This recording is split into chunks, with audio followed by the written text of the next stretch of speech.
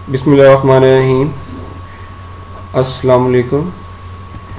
आज हम chapter number 16 का जो टॉपिक करेंगे डिस्क स्लिप। इसका दूसरा नेम है हर्निएटेड डिस्क। लॉन्ग क्वेश्चन के भी तौर पे भी ये आता है और शॉर्ट में भी आता है। तो डिफॉर्मिटीज़ ऑफ स्केलेटन का ही ये टॉपिक है। तो इंटर, पहले इसमें हम देखते हैं इंटर वर्टिब्रल डिस्क। इंटर का मतलब होता है बिटवीन, वर्टिब्रल मतलब वर्टिब्रास। तो ये जो डिस्क है वो वर्टिब्रा के दरमियान में मौजूद होती है। कुशन लाइक पैड है, यानी सपोर्ट दे रही है। ये स्पाइन को, बैकबोन को सपोर्ट देती है और हर टू वर्टिब्रास के दरमियान में मौजूद है। आगे हम डायग्राम में देखते हैं। इसकी टू पार्ट्स हैं। इसका जो रोल है वो ये है कि ये शॉक अब्जॉर्बर है, जो चलते हुए वॉकिंग के दौरान, जंपिंग के दौरान, रनिंग के दौरान, या जब हम साइड पे थोड़ा झुकते हैं, बेंड होते हैं, मुड़ते हैं, तो उसमें ये शॉक अब्जॉर्बर का काम करती है, यानी प्रेशर को ये अब्जॉर्ब करती है। तो कौन किसके ऊपर प्रेशर आ रहा होता है जब हम ये सब एक्टिविटीज कर रहे होते हैं? हमारी बैकबोन पे।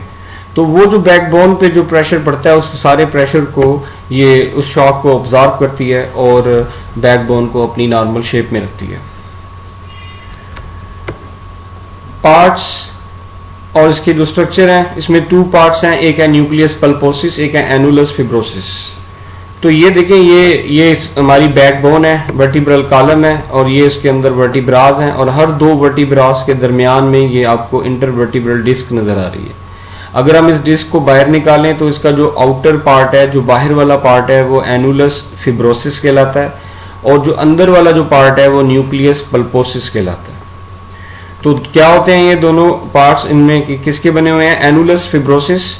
तो एनुलस का मतलब होता है रिंग, एनुलस मींस रिंग, और फिब्रोसिस का मतलब ये है कि ये किसका बना हुआ है? फाइब्रो कार्टिलेज का बना हुआ है। इससे पहले हम कार्टिलेज की तीनों टाइप्स पढ़ चुके हैं, हेलाइन, इलास्टिक और फाइब्रो कार्टिलेज। और इससे पहले हम ये भी पढ़ चुके हैं कि फाइब्रो कार्टिलेज जो है वो जो डिस्क बनाता है, इंटरवर्टिब्रल डिस्क बनाता है, तो वो ये इस डिस्क का आउटर रिंग बनाता है fibro cartilage. Strong outer ring of fibro cartilage annulus fibrosis कहलाता है।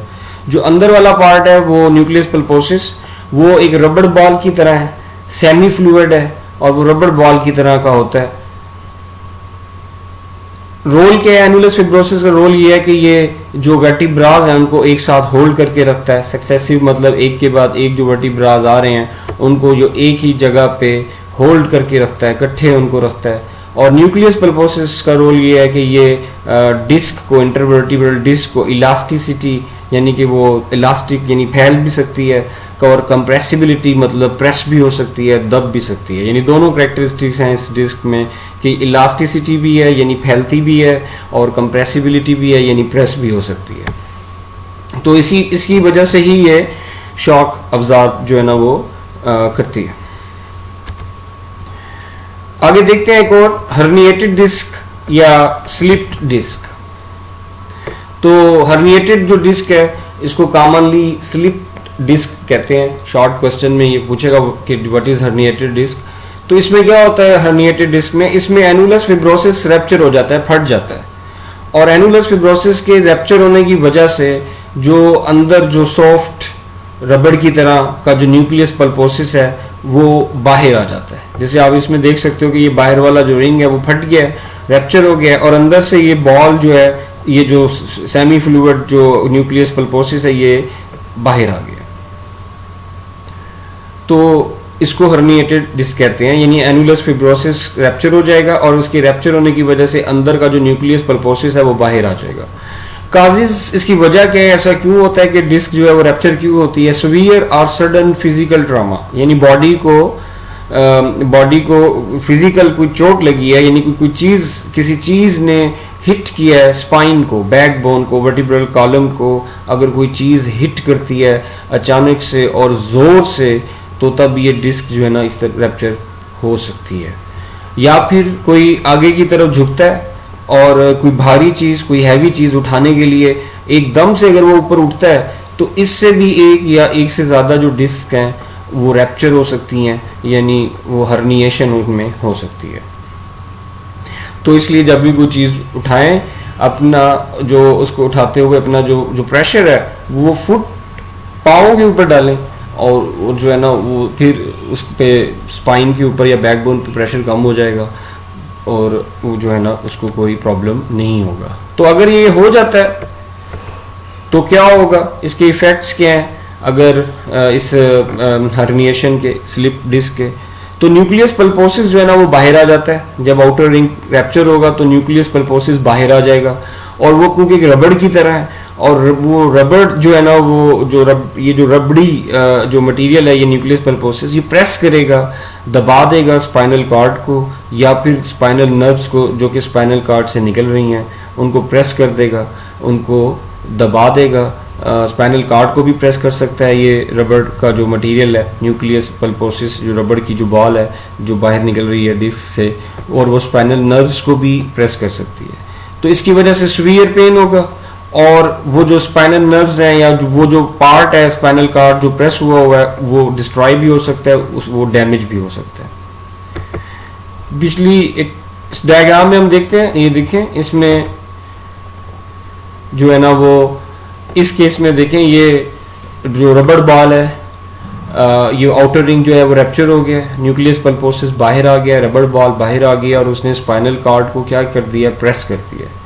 तो इसकी वजह से सीवियर पेन होगी और ये जो स्ट्रक्चर है जो प्रेस हुआ है स्पाइनल नर्व और स्पाइनल जो कॉर्ड जो प्रेस हुई है वो स्ट्रक्चर डैमेज भी हो सकता है। ट्रीटमेंट क्या है इसकी, बेड रेस्ट है, ट्रैक्शन है। ट्रैक्शन एक किसको कहते हैं, पुलिंग फोर्स। एक पुलिंग फोर्स के जरिए बॉडी को स्ट्रेट रखा जाता है, सीधा रखा जाता है, इमूवेबल रखा जाता है। पेन किलर खाने पड़ते हैं, इसमें टेबलेट्स लेनी पड़ती हैं और अगर इन सब से कोई जो है ना फ़र्क नहीं पड़ता तो फिर डिस्क को ऑपरेट करके रिमूव कर दिया जाता है। तो ये एक टॉपिक जो है ना वो रह गया था स्केलेटन डिफॉर्मिटीज़ में, तो वो लॉन्ग भी है और शॉर्ट भी है। नेक्स्ट हम देखेंगे very very important long question, repairing of broken bone. Broken bone को फ्रैक्चर कहते हैं, ठीक है, मेडिकल इसका नेम है और इसकी काज क्या है, यंग एज में ट्रॉमा, चोट लगने की वजह से बोन टूट सकती है, खेलते हुए चोट, स्पोर्ट्स इंजरी की वजह से, गिरने से बोन जो है ना वो टूट सकती है, ट्विस्ट हो सकती है, मुड़ सकती है और टूट भी सकती है, या फिर कोई रोड एक्सीडेंट, कोई ऑटोमोबाइल एक्सीडेंट, उसकी वजह से भी बोन टूट सकती है। ओल्ड एज में बोन्स क्योंकि थिन हो जाती हैं, वीक हो जाती हैं, इसलिए ओल्ड एज में फ्रैक्चर्स जो हैं वो होते हैं और वो बार बार होते हैं, ज़्यादा फ्रीक्वेंटली होते हैं। ट्रीटमेंट कैसे होती है, सबसे पहले इसके कुछ स्टेप्स हैं। पहला रिडक्शन है, देन रीअलाइनमेंट है, इमोबिलाइजेशन है और रिपेयरिंग प्रोसेस है। तो रिडक्शन में क्या होता है कि जब बोन टूट जाती हैं तो रिडक्शन का मतलब है bringing back to the normal position, यानी बोन्स के जो ब्रोकन एंड्स हैं, जो टूट गए एंड्स या वो उनको अपनी नॉर्मल पोजीशन पे लेके आना। तो ये दो टाइप्स की होती हैं रिडक्शन, एक क्लोज्ड रिडक्शन और एक ओपन रिडक्शन। इसमें बोन के जो एंड्स हैं उनको अपनी नॉर्मल पोजीशन पे लाया जाता है, वो फिजिशियन अपने हैंड के ज़रिए करता है, इसमें सर्जरी की ज़रूरत नहीं होती। यानी कि ये कोई इतना बड़ा फ्रैक्चर नहीं है, ठीक है, थोड़ा सा मिसप्लेस है, तो वो पोजीशन जो है वो अपने हैंड से ही उन ब्रोकन एंड्स को अपनी नॉर्मल पोजीशन पे जो है ना वो ले आएगा। There is no need to surgery to do surgery.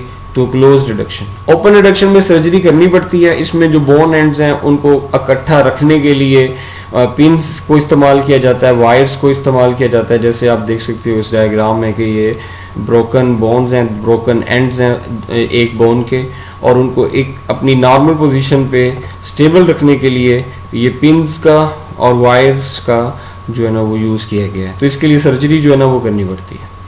तो जब ये हो जाएगा तो उसके बाद जो है जब वो नॉर्मल पोजीशन पे आ जाएगी बोन्स, तो उसके बाद बोन्स को क्या कर दिया जाएगा, उसको इमोबिलाइज कर दिया जाएगा। इसके लिए बाय कास्टिंग, कास्टिंग एक हार्ड कवरिंग होती है जो आर्म या लेग के ऊपर की जाती है हीलिंग के लिए, यानी प्लस्तर जिसे हम कहते हैं प्लस्टर, तो वो करते हैं इसको कास्टिंग। ट्रैक्शन में जो है ना वो फोर्स होती है जो कि उस जगह को, जैसे आर्म की अगर बोन टूट गई है तो आर्म को सीधा रखेगी वो, और ताकि बोन जो है ना वो अपनी स्ट्रेट पोजीशन में रहे, नॉर्मल पोजीशन में रहे। पुलिंग फोर्स, इसमें जो है ना खींच के रखा जाता है उस पार्ट को जहाँ जिस पार्ट में बोन टूटी है, ताकि वो पार्ट स्ट्रेट रहे, चाहे आर्म है या लेग है, स्ट्रेट रहे और बोन जो है ना वो इमोबिलाइज रहे। हीलिंग टाइम कितना टाइम लगता है बोन फ्रैक्चर को ठीक होने में? तो 8 से लेके 12 वीक्स, यानी कि जो है ना वो 2 से लेके जो है ना वो 3 मंथ्स जो है ना वो लगते हैं। ठीक है, मंथ्स में भी पूछ सकता है, 2 to 3 मंथ्स और 8 to 12 वीक्स। और मच लॉन्गर टाइम किस में लगता है?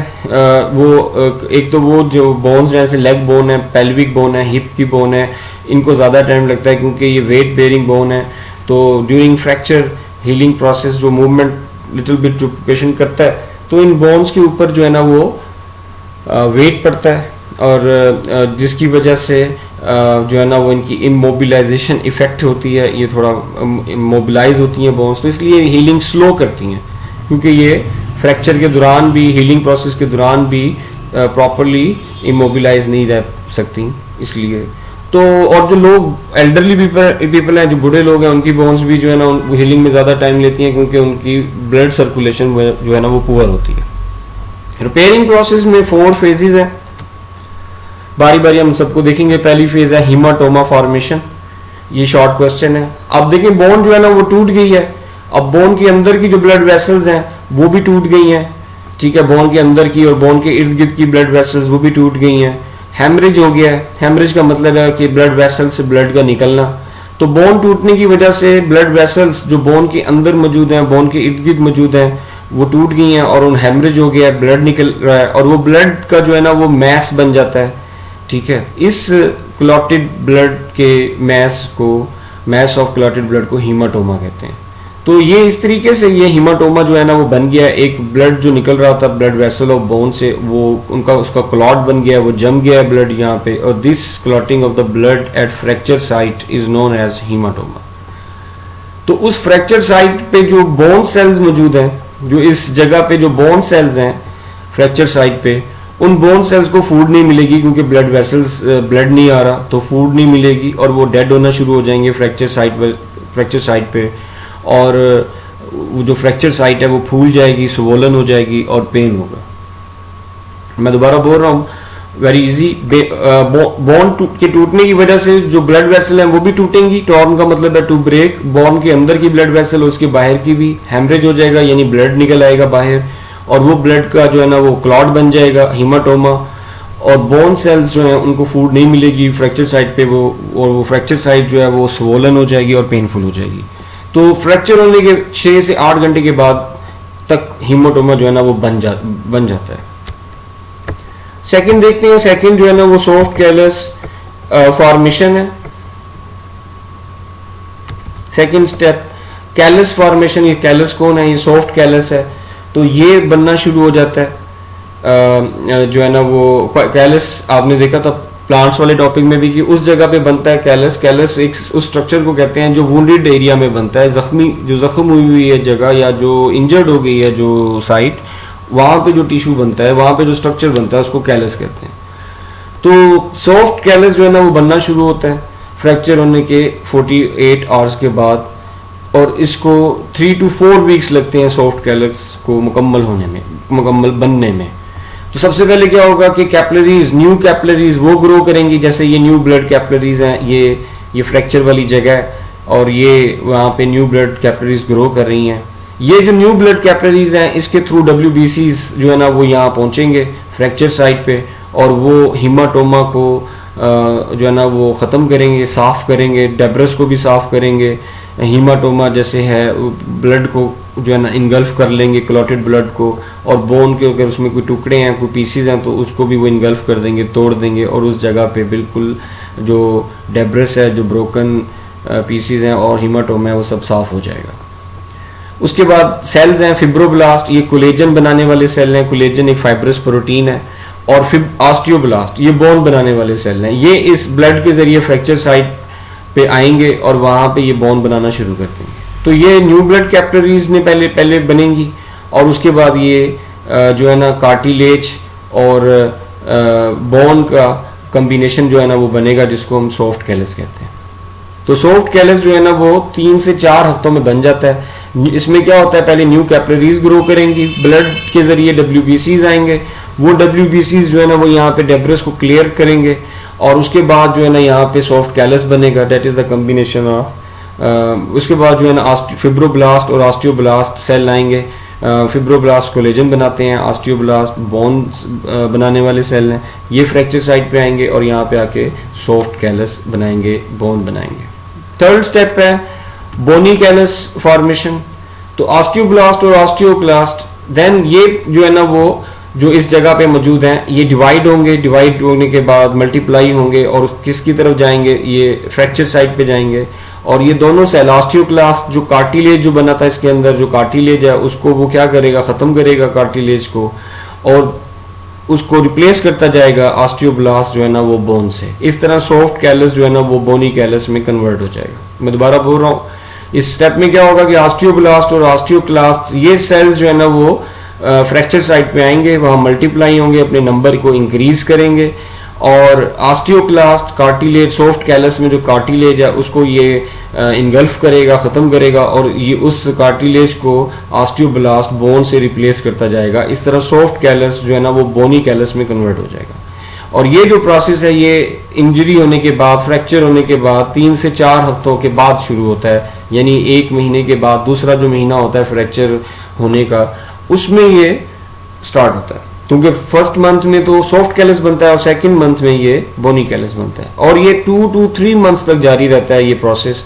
और इस तरह ये एक स्ट्रॉन्ग बोनी यूनियन जो है ना वो यहाँ पे बना देते हैं जिसको बोनी कैलस कहते हैं। जैसे ये एक स्ट्रॉन्ग एक फर्म बोनी यूनियन है जो बनी हुई है जिसको बोनी कैलस कहते हैं। ये कौन सी बोन है, ये स्पंजी बोन है, जो स्पंजी बोन जो है ना सारी की सारी बनी हुई है।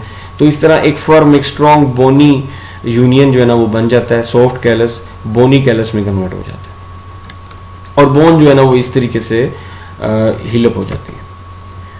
उसके बाद लास्ट स्टेप है रीमॉडलिंग।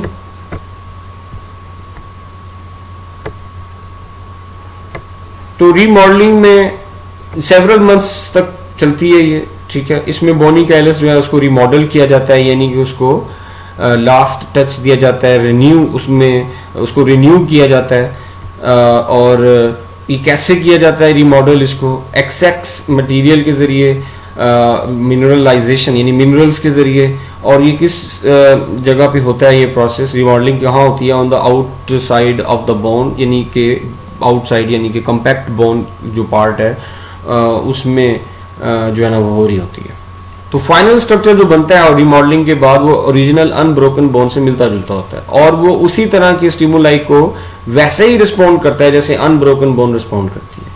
यानी रिस्पॉन्ड जो है वो जो भी same set of the mechanical stimuli, यानी कि वो फोर्सेस जो कि अनब्रोकन बोन के ऊपर इफेक्ट कर रही हैं वही फोर्सेस अगर जब इसके ऊपर इफेक्ट करेंगी तो सेम रिस्पॉन्स होगा, ये नहीं टूटेंगी।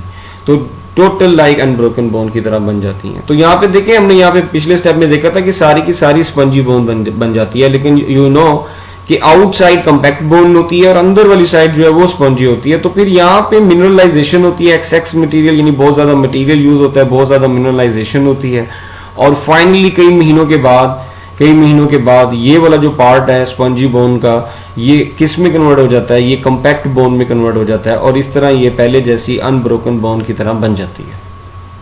This step is known as remodelling. I repeat, मैं दोबारा बोल रहा हूँ, रीमॉडलिंग शॉर्ट में भी आता है कि हाउ बोन इज रीमॉडल। तो सेवरल मंथ्स तक बोनी कैलस जो है ना उसको रीमॉडल किया जाता है मटेरियल के जरिए। वो मटेरियल कौन है, मिनरल्स हैं आउटसाइड ऑफ द बोन। और फाइनल स्ट्रक्चर जो बनता है वो बिल्कुल अनब्रोकन बोन की तरह बनता है। जैसे कि अनब्रोकन बोन में क्या होता है कि अंदर वाली साइड पे स्पंजी और बाहर वाली साइड पे कॉम्पैक्ट।